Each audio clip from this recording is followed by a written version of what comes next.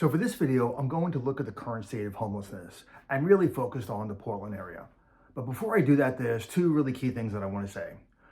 First of all, I want to note that there is a huge amount of people that are working in the field and working tirelessly for years, sometimes for decades, trying to at least support, if not help, this problem.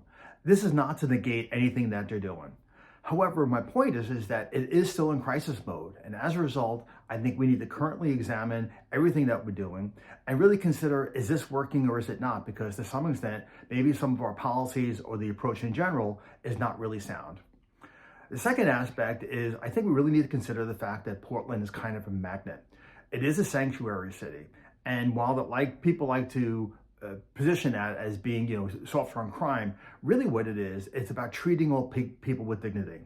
So as a result, if a person is struggling and they're either in a surrounding rural area or if they're maybe even in a city across the country, I think that Portland, sits pretty high as far as, hey, I'm struggling in life.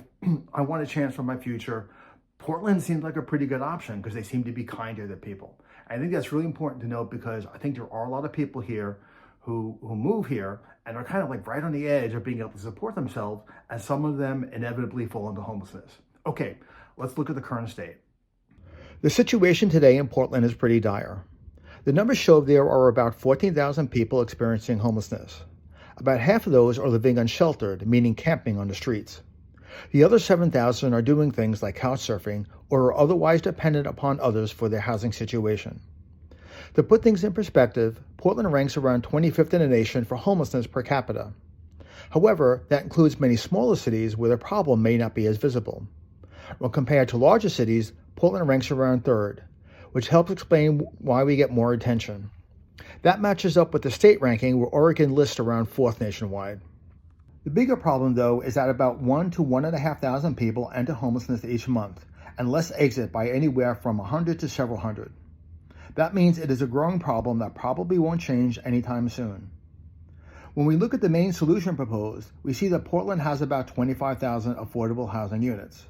The estimates are that we need about 63,000 units in the next 20 years.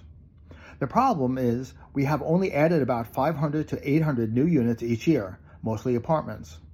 To say the least, it is highly unlikely new construction will ever meet our needs. Now here's the thing. Portland has 287,000 households. Many of those homes have empty garages, unimproved basements, and spare rooms.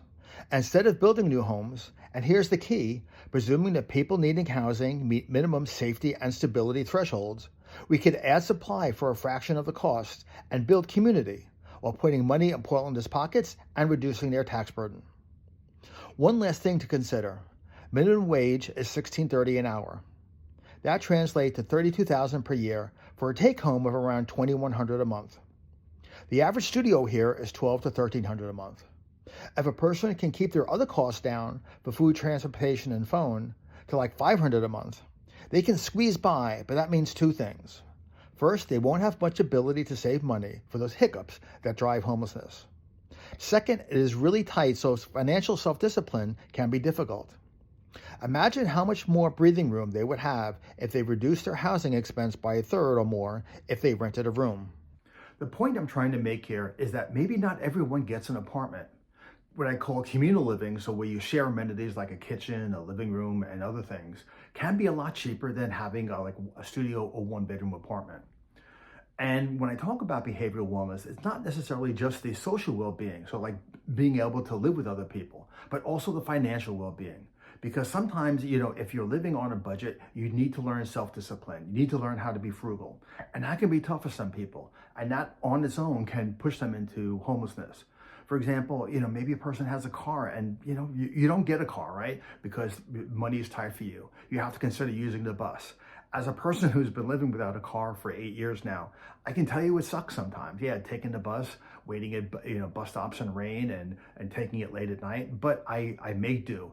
And I did that because I chose to reduce my living expenses so that I could do the startup until I start to break even. In 8 years, I'm still going through it. So anyway, the point is that sometimes we need to dedicate ourselves and actually live frugally until we can afford something better.